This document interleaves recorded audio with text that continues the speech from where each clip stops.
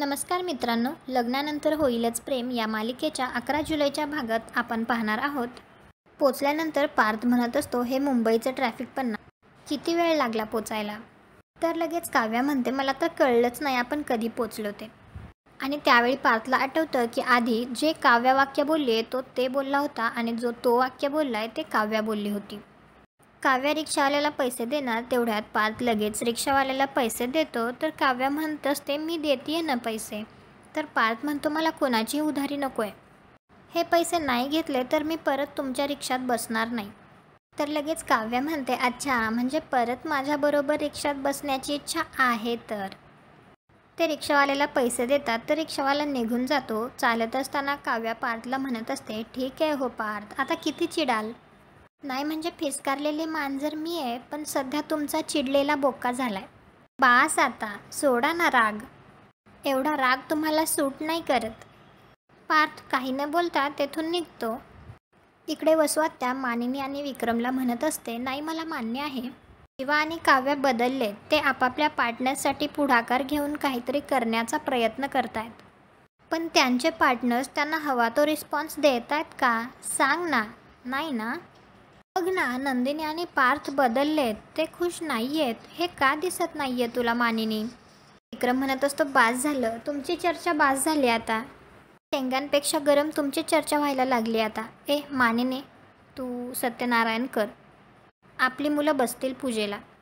आणि ताई, तू काही टेन्शन वगैरे घेऊ नकोस ग, काही राडा वगैरे होणार नाही. आणि जर तसा काही राडा झालाच ना, तर काव्याने तुला केक भरवला होता ना त्यावेळी, तसा तू प्रसादाचा शिरा भरव काव्याला. आहे काय आणि नाही काय. हे सगळं वसवात्याचं बोलणं ऐकून मानिनी मनात विचार करायला लागते. खरंच पार्थ आणि नंदिनीचं वागणं का बदललं असेल. इकडे जेव्हा नंदिनीला तिच्या स्टॉपला सोडतो तर नंदिनी खाली उतरून म्हणते, थँक्यू. खरंच तुम्ही खूप व्यवस्थित आणि सावकाश आणलत. सगळे खड्डे चुकवत चांगले रस्ते शोधत आणलत. जरा वेळ लागला पण काही हरकत नाही. आणि हो, गाणी पण चांगली लावली होती. जीवाला वाटत असतं की मी जर नंदिनीकडे बघितलं तर ती मला ओळखेल, त्यामुळे तो दुसऱ्या बाजूला बघत असतो. नंदिनी पैसे देताना म्हणते, हो तिकडे काय बघताय. तर जेव्हा खोकल्या आल्याचं नाटक करतो तर नंदिनी विचारते, काय झालं अचानक. तर जीवा म्हणतो, काय नाही, ते पावसाळ्यामध्ये मला खासेबिसे होत असते. त्याचा काय तुम्ही टेन्शन घेऊ नका, तुम्ही जावा. तर नंदिनी म्हणत असते, जावा काय, पैसे घ्या. तर जेव्हा म्हणत असतो, पैशांचं काय आहे, पैसे नाही दिले तरी चालतंय, तुम्ही जावा जावा. नंदिनी पैसे देत असते तर जीवा दुसऱ्या बाजूला बघूनच पैसे घेतो. आणि नंदिनी तेथून निघते. तर जीवा स्वतःशीच म्हणत असतो, वा वा जीवा, जमलंय तुला. तू नंदिनीसोबत प्रवास केलास आणि तिला कळलं सुद्धा नाही. क्या बात आहे. तेवढा जीवाचा फोन वाजतो. तर जीवा लगेच म्हणतो, हो दादा, काम झालंय, तुमच्यामुळेच झालंय. मी इथे बंगल्याजवळ थांबलोय, पटकन या आणि तुमची ऑटो घेऊन जा, थँक्यू, असं म्हणून तो फोन ठेवून देतो. त्यानंतर संध्याकाळी रूममध्ये पार्थ फोनवर बोलत असताना म्हणत असतो की ऑफिसच्या बाहेरच गाडी पार्क केली आहे, तर उद्या मेकॅनिकला बोलवा आणि पंक्चर काढून घ्या. पंक्चर आहे का कोणी हवा काढली आहे ते माहीत नाही. काव्या देखील तिथेच असते. तर ती मनातल्या मनात म्हणत असते, मीच हवा काढली आहे बोक्या. या बोक्याला जर खरंच कळलं की मी त्याच्या गाडीची हवा काढली आहे तर सॉलिड ओरडेन मला. पार्थ तिच्याकडेच बघत असतो. तर काव्या लगेच उठून म्हणते, बघताय काय माझ्याकडे, मी नाही काही केलंय. तर पार्थ म्हणतो, मी काही बोललो का. तर काव्या म्हणते, तोच तर प्रॉब्लेम आहे ना, तुम्ही काही बोलतच नाही आहात. आणि पार्थ तेथून बाजूला जायला लागतो. तर काव्या लगेच म्हणते, सॉरी, बरं तुम्हाला विचारायचंच राहिलं, काय मग कसा वाटला आजचा सफर रिक्षा. तर पार्थ म्हणतो, माझ्या मागे लागण्यापेक्षा तुमचा अभ्यास सफर होतोय त्याकडे लक्ष द्या. काव्या म्हणते, काही सफर होत नाहीये माझा अभ्यास, कळलं ना, हुशार आहे मी. तुम्हाला वरवर मी अशी दिसत असले तरीही मी खरंच खूप हुशार आहे, कळलं, आणि सिन्सिअर पण आहे. तुम्हाला माहीत नाही हो माझं पाठांतर किती चोख आहे ते, तुम्हाला माहिती आहे का, मी 10वीत होते ना. तर पार्थ लगेच म्हणतो, नका सांगू, काही गरज नाही आहे. काव्या विचारते, का, बोर करते का मी. तर पार्थ म्हणतो, मला आता कोणाच्याच जुन्या आठवणीत रमायचं नाही आहे. इकडे नंदिनी रूममध्ये एंटर करते. त्यावेळी मात्र तिचा तोल जातो. तर जीवा तिला सावरतो. तिचा तोल जातो त्यावेळी तिच्याकडनं पाण्यावर झाकलेलं ते फुलपात्र खाली पडलेलं असतं. तर जीवा तो उचलून तिला देत असतो. त्यावेळी नंदिनी ते घेण्यासाठी असा हात पुढे करते, परंतु जीवाला असं वाटतं आणि तो त्याच्या तंद्रीमध्येच त्याच्यावर ते फुलपात्र न ठेवता त्याचा हात ठेवायला लागतो. तेवढ्यात नंदिनी तिचा हात सरकावते आणि ती फुलपात्राकडे बोट दाखवते. त्यावेळी मात्र जीवा गुपचूप ते फुलपात्र तिच्या हातावर ठेवतो. नंदिनी अशी नाराज झालेले पाहून जीवाला मात्र खूप वाईट वाटत असतं आणि नंदिनी तेथून जात असते. त्यावेळी मात्र जीवा म्हणतो, पाणी मिळेल का प्यायला? माझी आजी म्हणायची, पाण्याला कधी नाही म्हणू नये प्लीज. तर नंदिनी त्याला पाणी देते. त्यावेळी मात्र जीवा नंदिनीच्या मागे मागे करतच आवाज करत पाणी पित असतो. तर नंदिनी काही न बोलता जीवाकडे रागाने बघत असते. तर जीवा लगेच म्हणतो, सॉरी, तुला त्रास झाला का मी असा आवाज करत पाणी पिल्याचा? ॲक्च्युली एक बाई आहे, चकाचक बाई. त्यांचं असं म्हणणं आहे की ज्यांचं मन साफ असतं ते चहा, कॉफी किंवा असं पाणी पिताना आवाज करून पाणी पितात. तर नंदिनी म्हणते, अच्छा, मग त्या बाईला सांगा असं काहीही नसतं.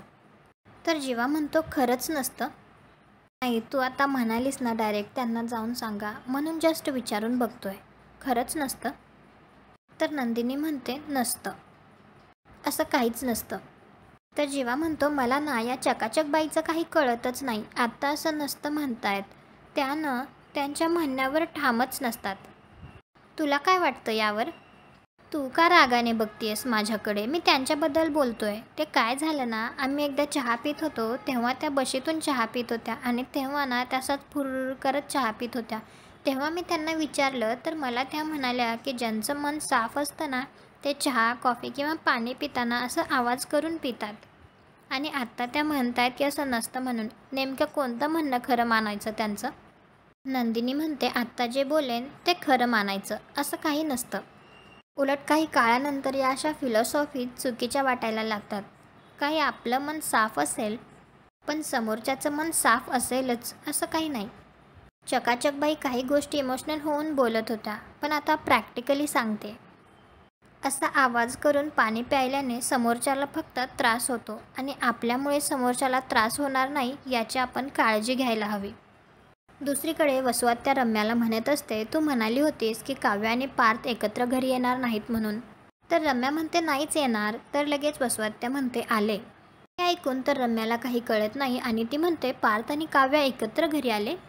तर वसुआत्या म्हणते, अगं हो ना, आम्ही सगळे एकत्रच हॉलमध्ये बसलो होतो त्यावेळी पार्थ आणि काव्य एकत्र घरी आले. तुला सांगते, मला ना मानिनीचं म्हणणं पटायला लागलं आहे. आता बदलाचे वारे वाहू लागले आहेत.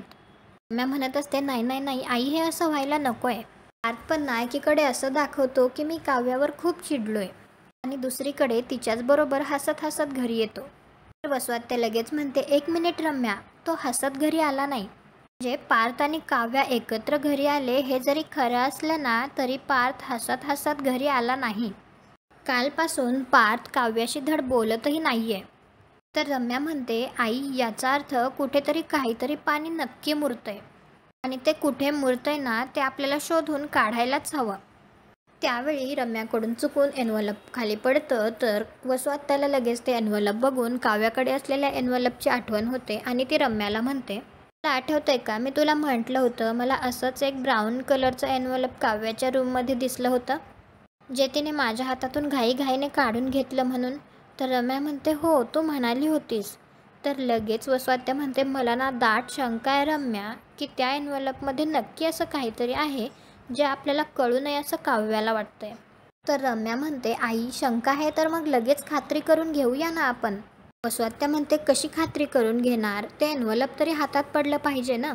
रम्याच्या डोक्यात एक आयडिया येते आणि ती सांगते, उद्या जेव्हा पार्थ ऑफिसला आणि काव्या क्लासला जाईल तेव्हा तू तिच्या रूममध्ये जाऊन ते एन्व्हलप घे आणि मग बघ त्यात काय आहे. कदाचित त्यामध्ये पार्थचं न हसण्याचं कारण असू शकतं. तर वसुआत्या म्हणते, you are right Ramya, you are absolutely right. मी तिच्या रूममध्ये जाते आणि बघतेच त्या एन्व्हलपमध्ये काय येते. त्यामध्ये जे काही आहे ना ते आता आपल्यापासून जास्त काळ लपून राहू शकणार नाही. इकडे नंदिनी किचनमध्ये येते. त्यावेळी तिला तिथे पार्थ त्याच्यासाठी कॉफी करत असलेला दिसतो. तर पार्थ तिला विचारतो, तुम्ही घेणार का कॉफी? तर नंदिनी म्हणते, चालेल. पार्थ म्हणतो, मला वाटलं काव्याच आल्या. नंदिनी विचारते, अजून जागी आहे ती? पार्थ म्हणतो, दिवसभर माझ्या मागे धावून बहुतेक झोपल्या असतील आता. जीवाचं काय? तर नंदिनी म्हणते, माहीत नाही, झोपले असतील कदाचित. दिवसभर माझा राग दूर करण्याचे इतके प्रयत्न केलेत, दमून झोपलेच असतील. आज जेव्हा मला बाईकवर सोडायला आले होते, त्यांना म्हणाले की येताना मी बाईकवर नाही बसणार, तर मग रिक्षा घेऊन आले. नुसती रिक्षा नाही तर रिक्षावाला बनून आले. पार्थ विचारतो, म्हणजे पूर्ण प्रवासात तो जेव्हा आहे हे ओळखताच आलं नाही तुम्हाला? नंदिनी म्हणते, नाही ना, अजिबातच नाही. पण रिक्षातून उतरल्यावर पैसे देताना त्यांच्या हातातलं घड्याळ बघितलं आणि ओळखलं मी त्यांना. तर पार्थ म्हणतो, इथे सुद्धा तेच. तर नंदिनी लगेच म्हणते, काव्या. तर पार्थ लगेच म्हणतो, काव्याला माझ्या गाडीत बसायला आवडायचं नाही, म्हणून एकदा क्लासवरून पिक करायला त्यांना मी एकदा रिक्षा घेऊन गेलो. सुरुवातीला त्या रिक्षातही बसायला तयार नव्हत्या, पण नंतर बसल्या. पण आज मी त्यांच्याबरोबर रिक्षात बसावं म्हणून ऑफिसला आल्या माझ्या गाडीच्या टायरची हवा सोडली. नंदिनी म्हणते, म्हणजे काव्याने केलंय हे सगळं? वेडी मुलगी आहे, मनात येईल ते करते. पार्थ म्हणतो, वेड्याच आहेत, हे दोघेही वेडेच आहेत. काय करायचं यांचं? नंदिनी म्हणते, काय करणार? पाण्यात जसा दिवा सोडून देतात तसं सोडून द्यायचं. देवघरात दिवा लावून ठेवतात, तेल असेपर्यंत, वात असेपर्यंत तो तेवत राहतो. त्यानंतर देवाचं राज्य, अंधारही त्याचाच आणि उजेडही त्याचाच. पार्थ म्हणतो, पण मला या नात्याचा उजेड दूरपर्यंत नाही दिसत आहे, सगळा अंधार आहे. त्यामुळे मागे फिरून या नात्याचा उजेड शोधावा असं नाही वाटत मला. आता असं वाटतंय की त्यांना सांगून टाकावं. डिवोर्स हवा होता ना, आता केल्यात सह्या तर घ्या ना डिवोर्स. आणि आजचा भाग इथेच संपतो. पुढील भागात आपल्याला पाहायला मिळणार आहे, नंदिनी घरातून लवकर बाहेर जात असते तर मानिनी तिला म्हणते, तू आज लवकर घरातून बाहेर का पडतीयस? तर नंदिनी म्हणते, थोडं काम होतं ना, म्हणून जरा लवकर निघाले. मानिनी तिला डायरेक्टच विचारते, तू जीवापासून दूर पळण्याचा प्रयत्न करतेयस का गं? त्यानंतर काव्या मानिनीला म्हणत असते, मी जर त्यांच्यासाठी खिचडी केली तर चालेल का? तर मानिनी काव्याला सुद्धा म्हणते की माझ्या मनात एक प्रश्न आहे, खरं उत्तर देशील? प्रेमात पडलीयस का पार्थच्या? तुम्हाला काय वाटतं, काव्या मानिनीला काय उत्तर देईल? कमेंट करून नक्की सांगा. व्हिडिओला लाईक करा, आपल्या मराठी मालिका चॅनलला सबस्क्राईब करा. भेटू उद्याच्या भागात.